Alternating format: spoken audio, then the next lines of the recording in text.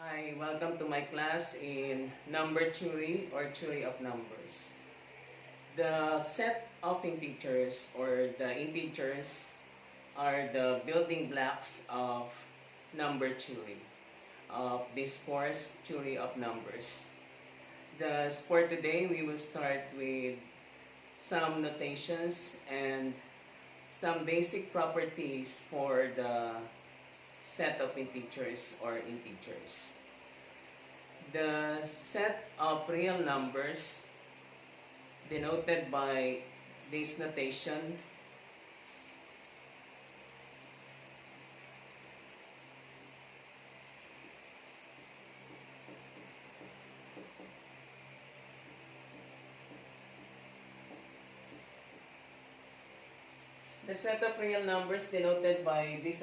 capital R, is, as you may have known from your course in algebra, is a proper subset of the set of complex numbers, which is denoted by capital C.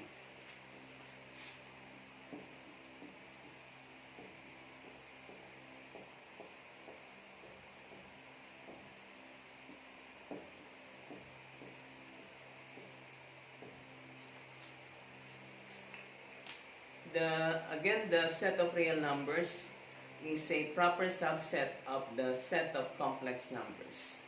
Now, the set of real numbers is divided into two proper subsets.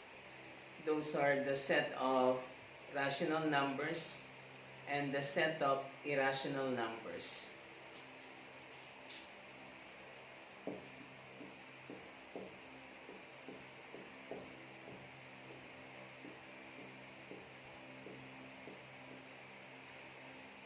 Again, the set of real numbers denoted by capital R has two proper subsets: the set of irrational numbers and the set of rational numbers. The set of rational numbers is denoted by this notation.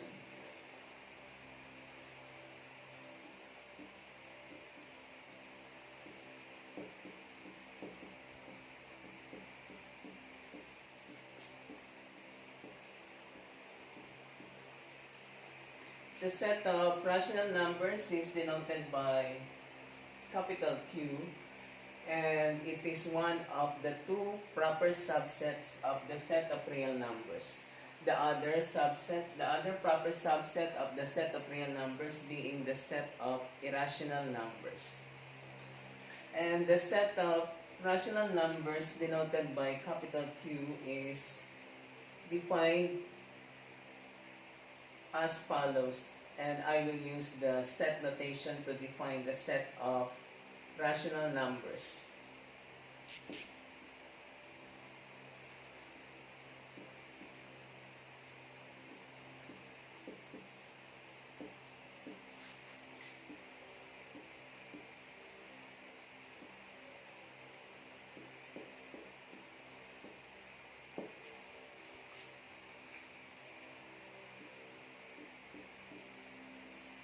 Using set notation, the set of rational numbers Q is defined as the set of numbers of the form n divided by m, such that n and m are elements of C, capital C, and m is not equal to 0. Thus, the rational numbers are numbers that can be written as ratio of two integers n and m. N and m are elements of the set C, and the set C denotes the set of integers.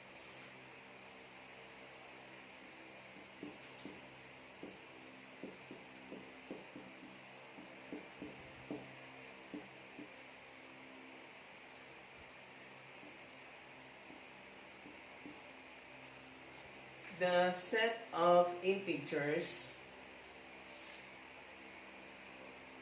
has three proper subsets.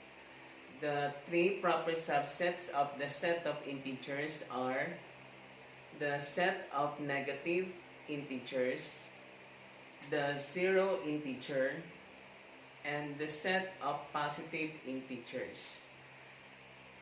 Again, the set of integers denoted by z has three proper subsets.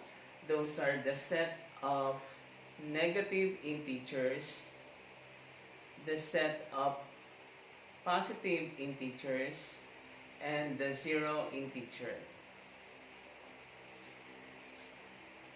This way of writing set is what is known as the set builder form or set builder notation.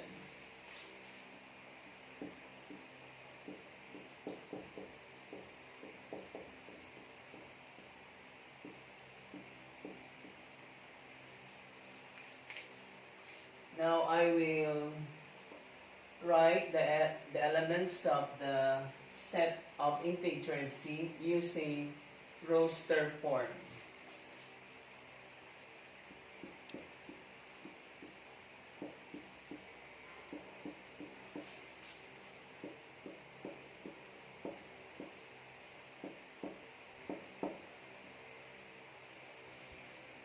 As I said earlier, the set of integers has three proper subsets. The set of negative integers, the zero integer, and the set of positive integers. This way of writing sets, where you enumerate the elements of the set, is known as the roster form.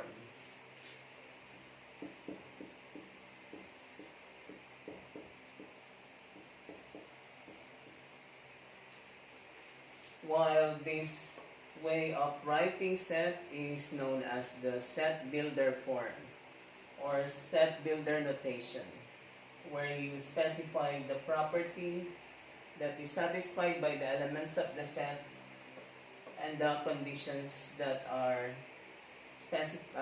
satisfied by the elements of the set.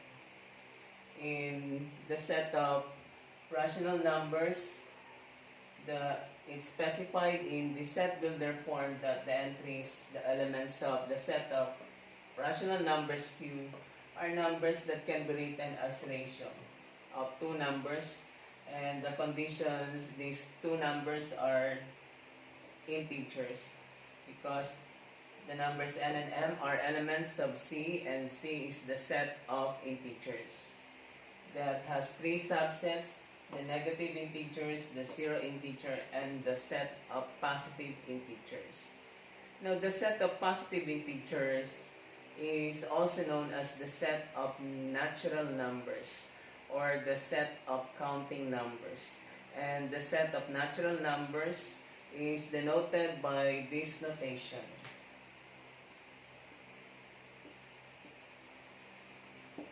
This is the set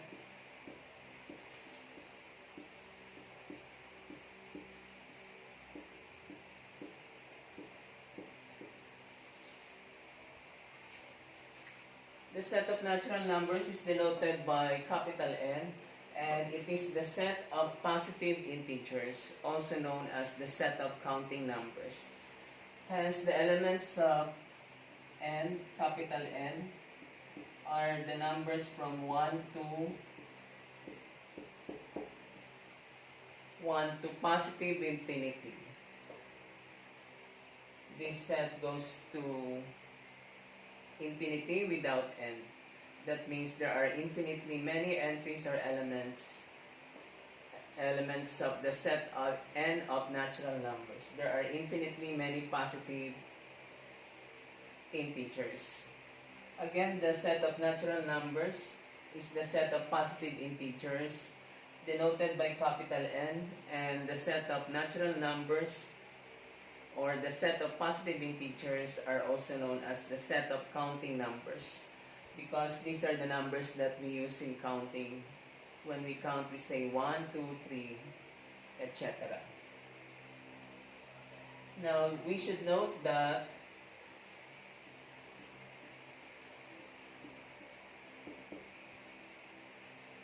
the set N of positive integers is a proper subset of the set of integers that contain the positive integers. And the set of integers is a proper subset of the set of rational numbers. And the set of rational numbers is one of the two proper subsets of the set of real numbers. And the set of real numbers, as I said earlier, is a proper subset of the set of complex numbers. Again, the set of natural numbers is a proper subset of the set of integers, because all the natural numbers, all the positive integers are elements of the set of integers. And the set of integers is a proper subset of the set of rational numbers, which means that every integer, every element of C, every integer can be written as a ratio of two integers. And the set of rational numbers is a proper subset of the set of real numbers, which means that all rational numbers are real numbers. All the elements of set Q are elements of set R. And the set R of real numbers is a proper subset of the set of complex numbers, which means that all real numbers are elements of the set of complex numbers. This implies that every real number is a complex number. That is, every real number can be written as a complex number of the form A plus or minus bi. Example, if you have the real number 3, the real number 3 can be written as 3 plus 0i. And 3 plus 0i is now an element of C, the set of complex number. Now we will take some basic properties for the set of integers, because as I said at the start, the integers are the building blocks of number theory or theory of numbers. And this course, number theory or theory of numbers, is concerned with integers. I will only state or give those properties that of integers that we will be needing later on in our study of number theory. And these properties are referred to as axioms because we will not prove these properties. These properties are accepted as generally true without proof. Now we state the first property for the set of integers denoted by Z.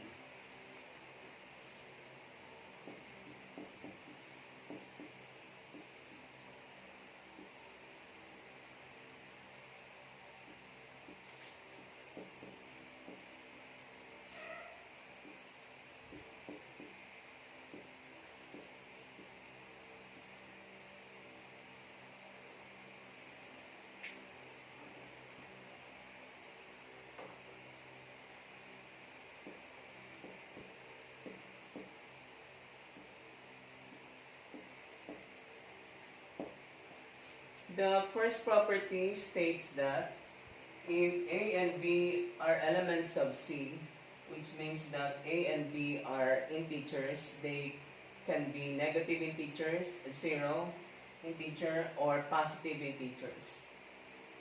If A and B are elements of C, then A plus B, the sum of A and B, the sum of the integers A and B, the difference A minus B, the difference of the two integers A and B, and the product of the integers A and B, the sum, the difference, and the product of the integers A and B are elements of C. This property is known as the closure property.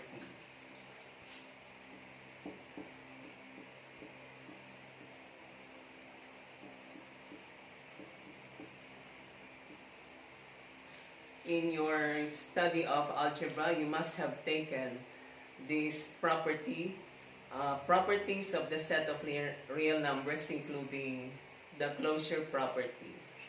The closure property means that if you take any two, these A and B are arbitrary elements of the set of integers. If you take any two integers and you combine them by the binary operation addition or binary operation multiplication, the sum of these two integers is also an element of the set of integers. And also if you multiply, you get the product of these two integers. The product of these two integers, A and B, is again an integer, an element of the set C. Hence, we say that the set of integers is closed under the binary operations, addition and multiplication.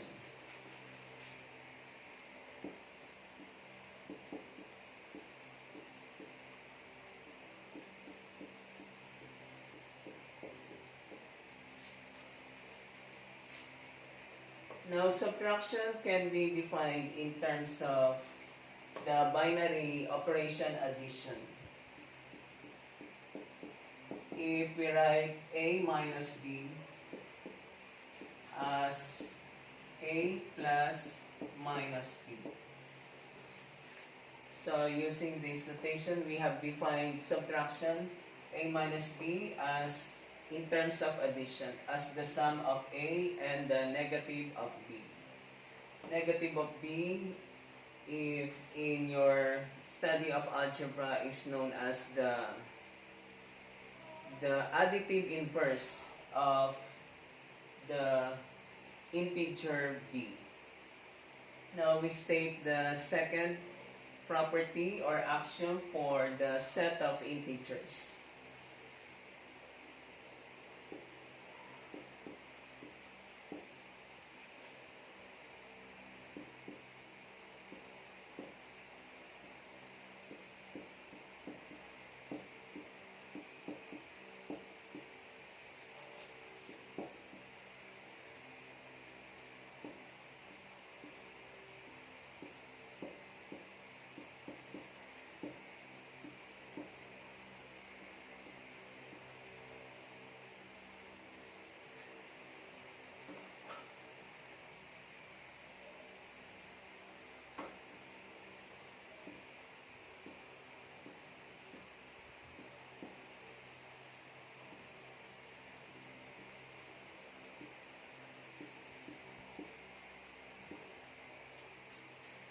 The second property for the set of integers, or second axiom for the set of integers, states that if A is an element of C, which means that A is an integer, it can be negative integer, zero integer, or positive integer.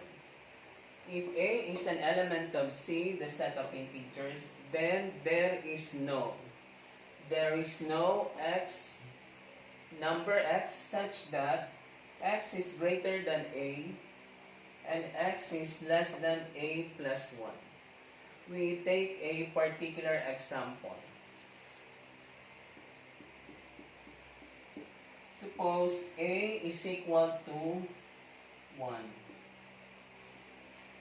Then this axiom says that you cannot find an integer x, a number x which is an integer, element also of the set C of integers.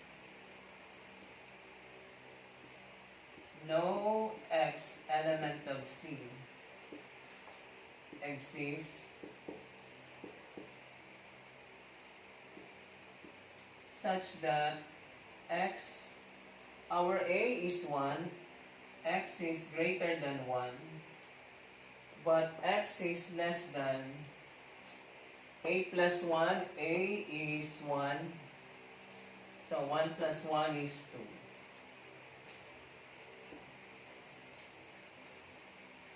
2. If you take a particular value for A, say 1, this axiom tells us that there is no integer that satisfies this property.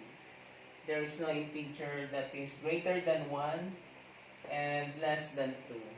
Yes, you can find many real numbers, specifically decimal numbers that are greater than 1, say 1.1, 1.2, 1.5, 1.99, less than 2, 1.99, 1.98, 1.5. They are greater than 1, but those decimal numbers are not integers.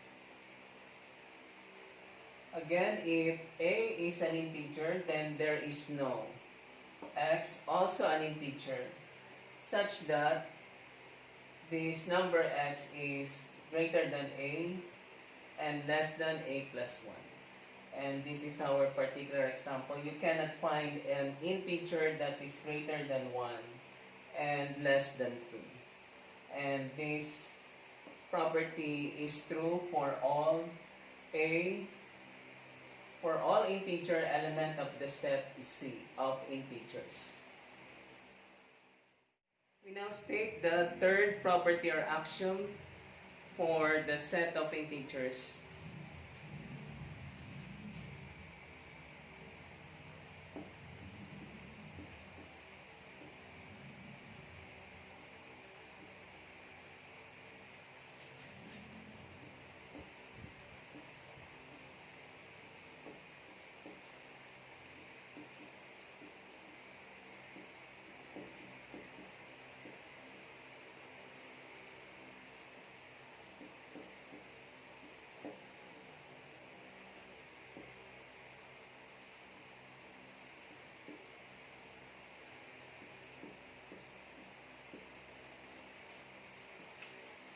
The third property says that if A and B are elements of C, that means A and B are integers. They can be positive or negative or 0.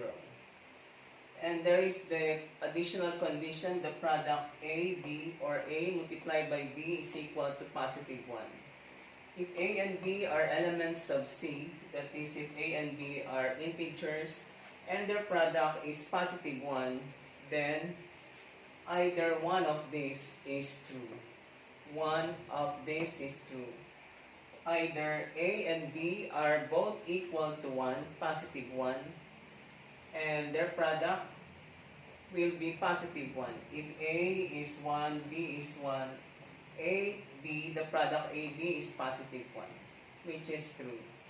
Or both A and B are equal and they are both equal to A and B are equal and they are both equal to negative 1, which is true if you multiply negative 1. If A is negative 1 and you multiply it by B negative 1, negative 1 multiplied by negative 1 is positive 1. And 1 is an element of C. It is a positive integer. Negative 1 is an element of C, and it is a negative integer. Again, if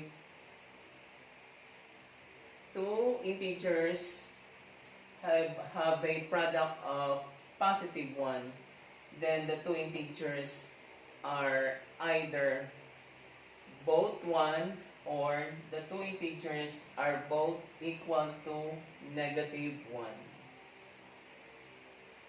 The fourth property satisfied by the set of integers are known as the laws or rules of exponents, which you must have taken from your course in algebra.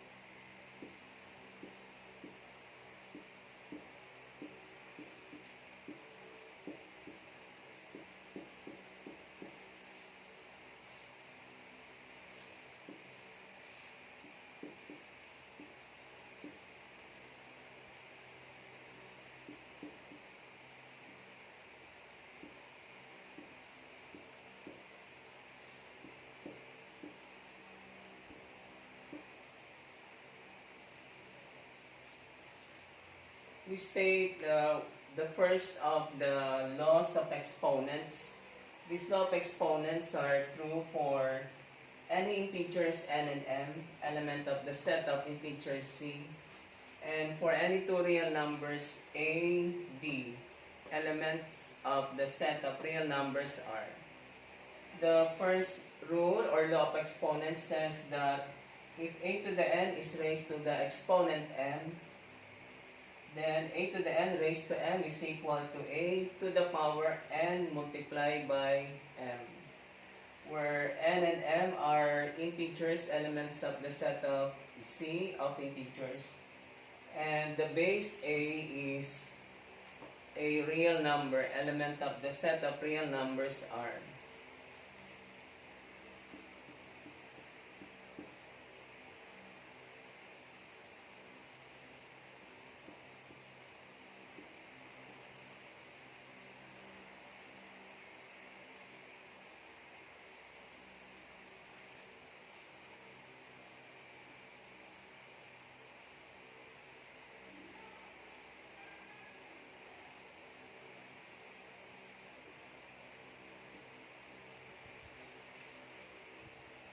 Example, we simplify this expression using this rule or law of exponent.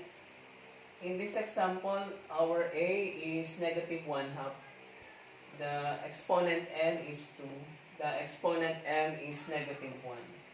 And by this rule of exponent, this negative 1/2 squared raised to negative 1 is equal to a negative 1/2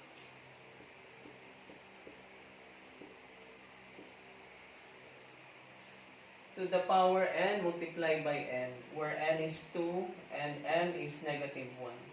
Multiply this 2 multiplied by negative 1 is negative 2.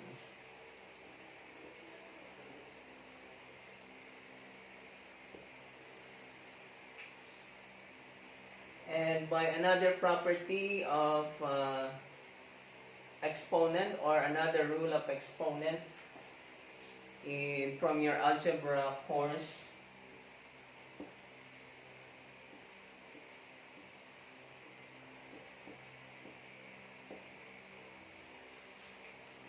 one over a to the n is equal to a to the negative n.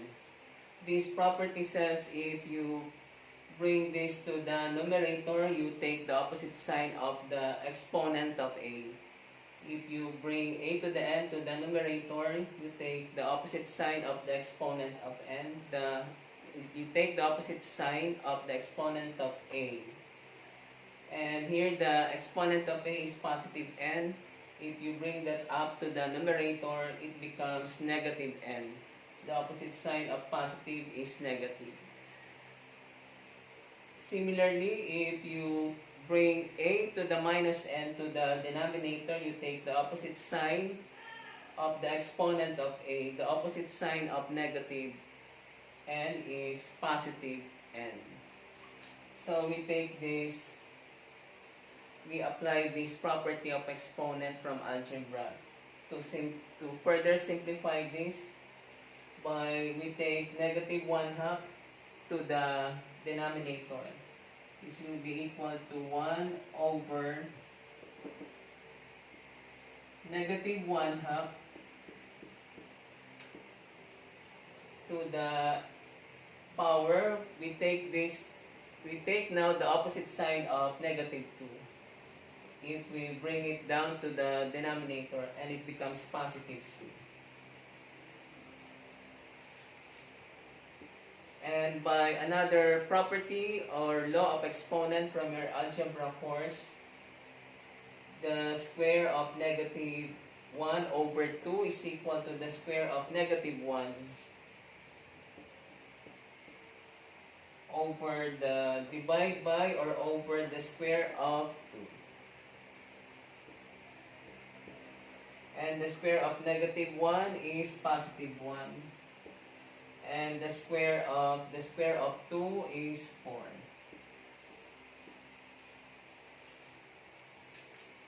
But this is the one law or rule of exponent that will be needing later on for our study of number theory.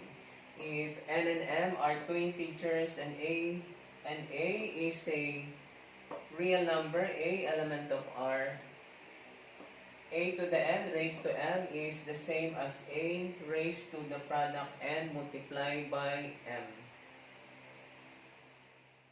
The second rule or law of exponent that will be useful for our study of number theory states that the product AB raised to n is the same or equal to the product of A raised to n times B raised to n, where n is an integer element of C, and A and B, the base A and the base B are real numbers, and elements of the set are of real numbers.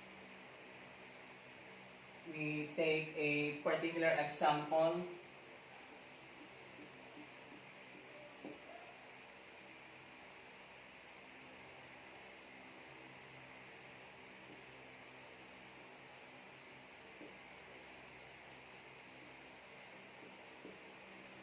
In this example, the integer n is 3 and the real numbers a and b are p and q.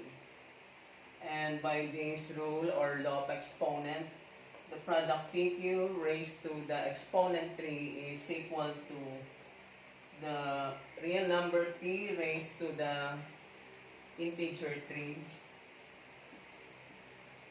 multiplied by the real number q raised to the same integer 3. We now state the third law or rule of exponent.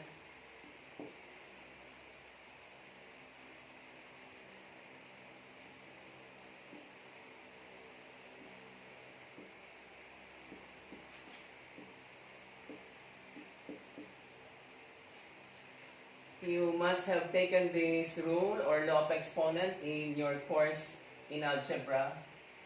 If you have the product of a to the n and a to the m, where n and m are integers, elements of the set of integers C, and the base a is a real number, element of the set capital R of real numbers, then this product is equal to a raised to the sum of the integers n and m. This property tells us that if you are multiplying two exponents with a common base a, you copy the common base a and you add the exponents. The exponents n and m are integers, while the base a is a real number. We take a particular example.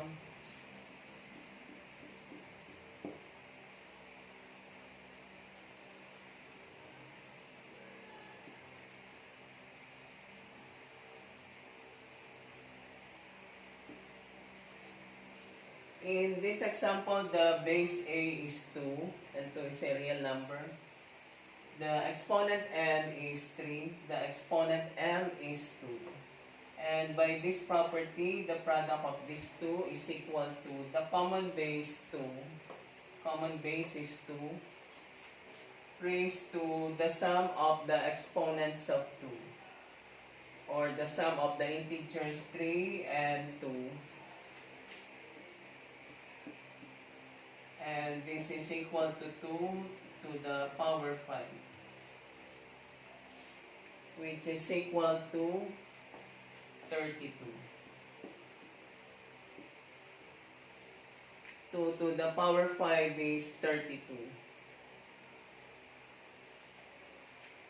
Now we state the properties of inequalities that are also satisfied by the set of integers. But we will state these properties of inequalities for all the set of real numbers, but these properties will apply for the set of integers as well, because the set of integers is a subset of the set of real numbers.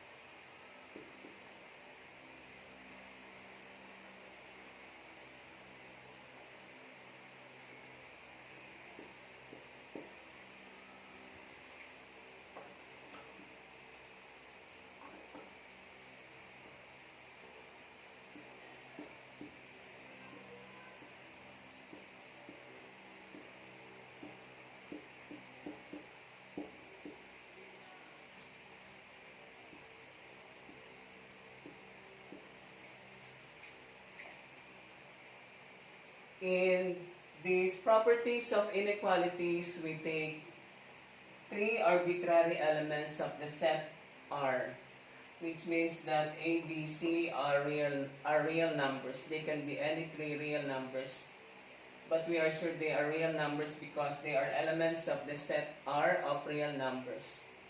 Now, the first property of inequality states that if A is less than B, and comma is used to denote and B is less than C, then A is less than C. Example, if 1 is less than 3 and 3 is less than 7, then we can conclude that then it is true that 1 is less than 7. This property of inequality is known as the transitive property.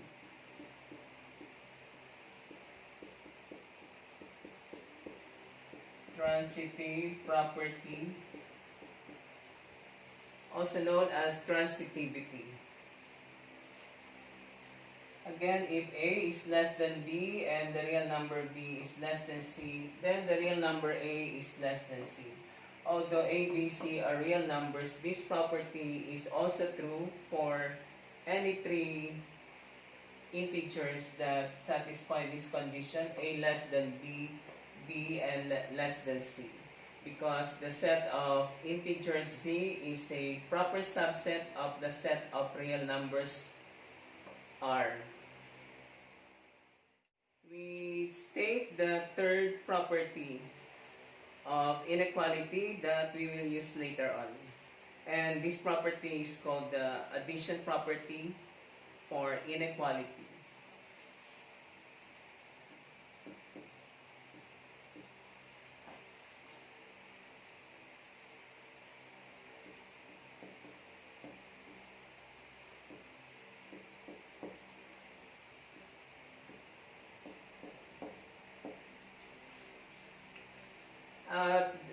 Earlier we say that A, B, C are real numbers. They are elements of the set R. Now the condition here, A is less than B. If A is less than B, if we add the same constant C, the same real number to both sides of this inequality, the inequality sign is retained. That is, A plus B is still less than the sum B plus C. And this property is called the addition property for inequality.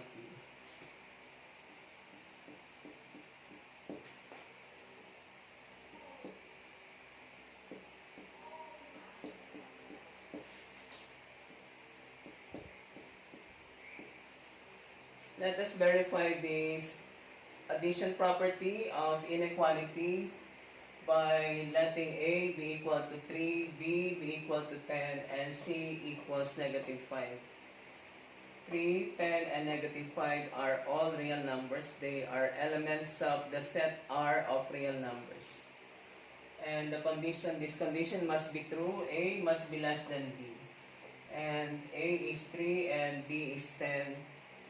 So 3 is less than 10.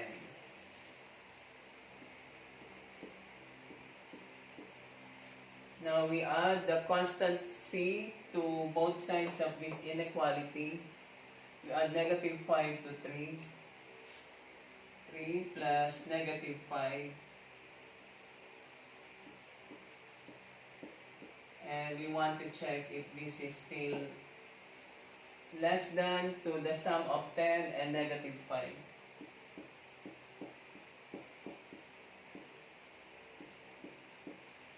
And we have 3 plus negative 5 is negative 2.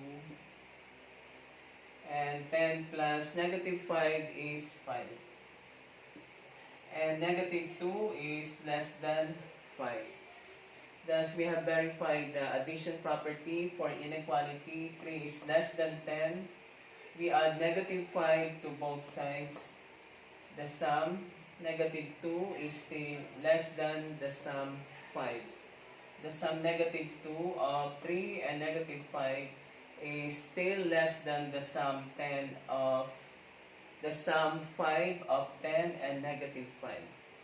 That is, if A is less than B and you add the same constant to both sides of the inequality sign remains the same.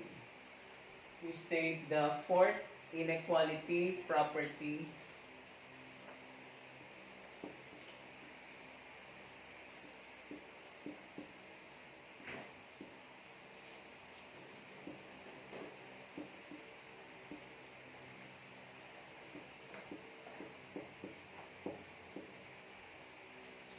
Again, the numbers A, B, C are real numbers. They are elements of the set R of real numbers.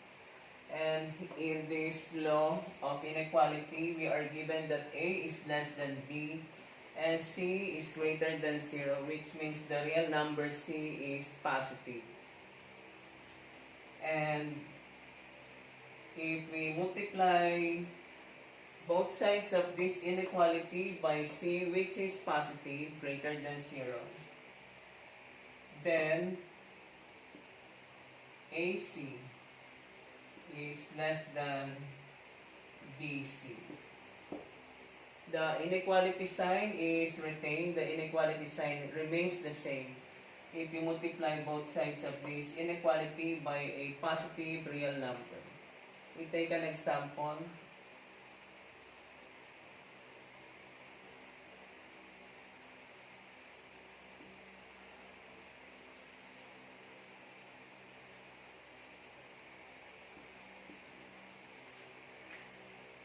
One half is less than 1. A is 1/2 and B is 1/2, and this is given. 1/2 is less than 1. Suppose we multiply both sides of this inequality by a positive real number C, which I will take as 2. We multiply both sides by 2. 2 is your C and it's greater than 0. 1/2 multiplied by 2. We want to check if the inequality sign remains the same. We also multiply the right hand side by the same constant 2, which is positive. And this implies 1/2 multiplied by 2 is 1. 1 multiplied by 2 is 2. And 1 is less than 2. Hence, we have verified this inequality, this property of inequality. And this property is one of the multiplication property of inequality. If A is less than B and you multiply both sides of this inequality by a positive constant C greater than 0, then the product AC is less than the product BC. The inequality sign remains the same. State the next property of inequality.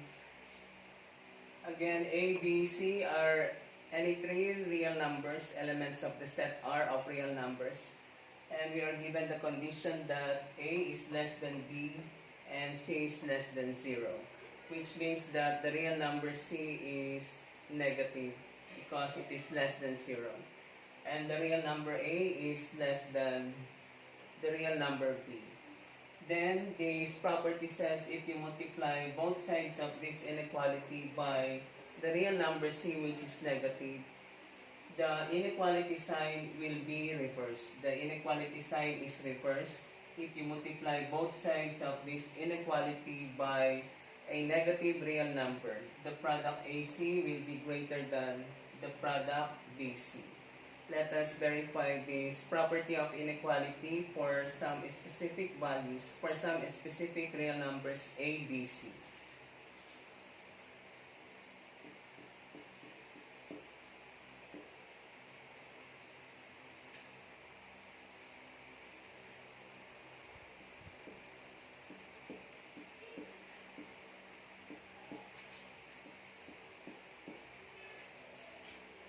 We take A equals negative 2, B equals 1, and C equals negative 1. The condition, the real number C is less than 0, negative 2 is less than 0, and it is negative. and the condition A must be less than B. And here we have negative 2 is less than 1.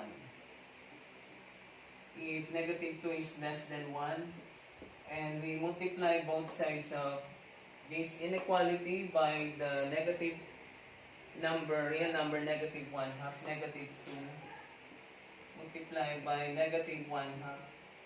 We want to verify if the inequality sign will be reversed. We also multiply the right hand side 1 by the same negative number, negative 1 half. And we have negative times negative is positive, and 2 multiplied by 1 half is 1. And here 1 times positive times negative is negative, and 1 times 1 half is 1 half. And 1 is greater than negative 1 half. Thus, we have verified this property of inequality. Negative 2 is less than 1 if you multiply negative 2 and 1 by the real number negative 1 half. The product negative 2 times negative 1 half, which is 1, is greater than the product 1 and the negative real number negative 1 half, which is negative 1 half. Thus, you can see the inequality sign is reversed when we multiply negative 2 and 1 by the same negative real number negative 1 half. Now we state the last property of inequality, and we call this trichotomy.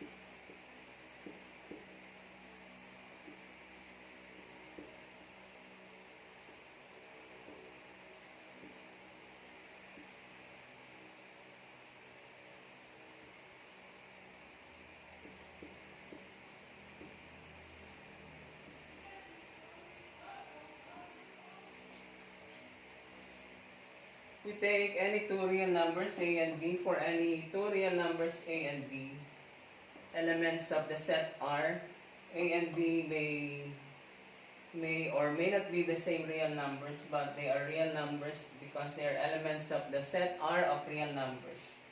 For any two real numbers A and B, then one and only one of the following holds. If A and B are two real numbers, then only one and only one of these three holds. That is, A is equal to B, or A is greater than B, or A is less than B. This property known as trichotomy tells us that if A is greater than B, then A cannot be less than B, or A cannot be equal to B. Or if A is equal to B, then these two inequalities cannot be true at the same time.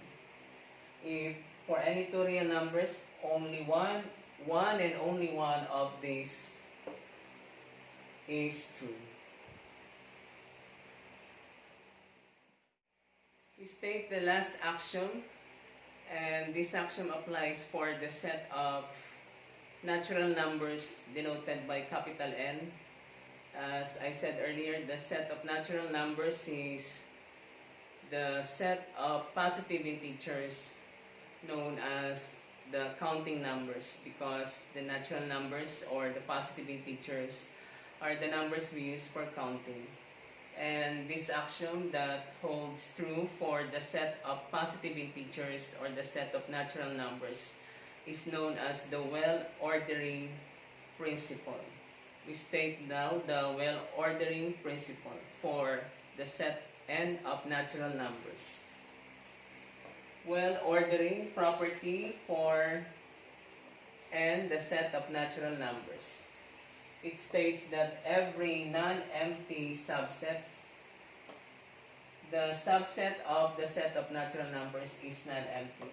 This implies that the subset of the set of natural numbers or the set of positive integers has at least one element.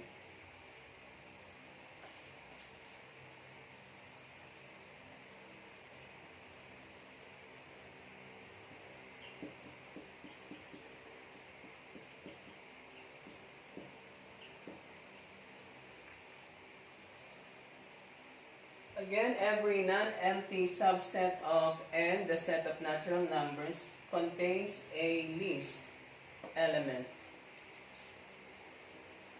Least here means smallest element. The set of natural numbers is the set of positive integers or counting numbers 1, 2, 3. Up to positive infinity. And we know from your course in algebra that every set is a subset of itself, and we call that particular subset improper subset.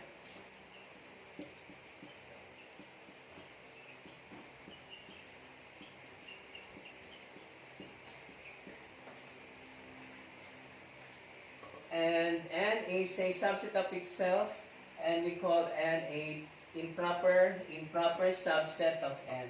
And you can see that the set of natural numbers or positive integers or counting numbers has a smallest element or least element, which is 1. And we can arrange the elements of the set of natural numbers from the smallest or the least element. So hence the set of we can arrange the elements of the set of natural numbers from in increasing order from the smallest or the least element of the set of natural numbers, which is 1. Therefore, we say that the set of natural numbers is a well-ordered set. And this well-ordering property of the set of natural numbers tells us that any non-empty subset of this set of natural numbers is also well-ordered set, which means that any subset of the set of natural numbers has a smallest or least element. Let us take one subset of this, the set of even positive integers. And the set will consist of the natural numbers 2, 4, 6, 8, 10, etc. Again, you can see that the set of even positive integers or even natural numbers contains a least or a smallest element 2. And the elements of this set X is arranged in increasing order from the smallest or the least element 2. Hence, the set X of this set X, which is a subset of this set N of natural numbers. The set X consisting of the even numbers, positive integers, is a subset of this because all the elements of X are also elements of N. And the set X is said to be well-ordered set because X is a non-empty subset of N. It has a least or smallest element 2. Another example, another subset of N would be the set of odd natural numbers, which I will denote by Y, and its elements would be 1, 3, 5, 7, etc. and so on. Again, this subset y of the set of natural numbers has a least element, which is 1. And the elements of y are arranged in increasing order again, beginning from the least or smallest element, 1 of y. Now, in the next lesson, we will use the well-ordering property for the set of natural numbers to prove another property that is important for the study of number theory. And this property is known as the pigeonhole principle. If you have any question for today's lesson, you ask your question in the comments below.